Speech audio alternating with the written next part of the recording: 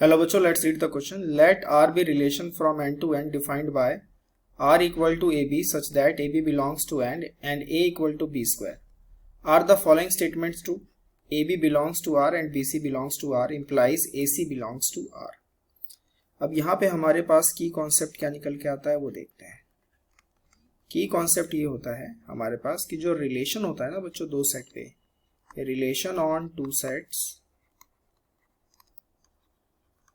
defined as their Cartesian product. अब जैसे यहाँ पे देखिए इस सवाल में n से n की तरफ रिलेशन जा रहा है, तो मैं यहाँ पे n से n की तरफ जो जाएगा तो मैं इसको किस तरीके से डिनोट कर सकूंगा, n क्रॉस n. ठीक है. अब यहाँ पे हमारे पास जो रिलेशन है वो कुछ हमें इस तरीके से दिया हुआ है कि AB such that AB belongs to n and A is equals to B square. अब हमें पूछा गया है कि क्या ये स्टेटमेंट सही है. देखते हैं क्या स्टेटमेंट है. AB belongs to R में क्या इंप्लाइज हो रहा है, देखो A और B में क्या रिलेशन है, A equal to B square.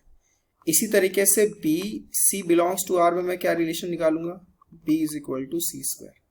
दोनों को मल्टीप्लाई करते हैं तो AB is equals to B square C square.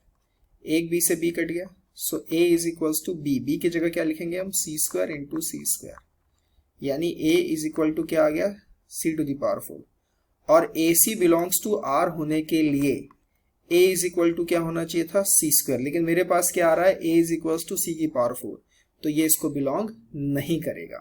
AC will not belongs to R, right, क्योंकि होना क्या चाहिए था, होना चाहिए था A is equal to C square, लेकिन आ क्या रहा है आपके पास, A is equal to C to the power 4, तो ये तो गलत है. ठीक है, दिस इज रॉन्ग.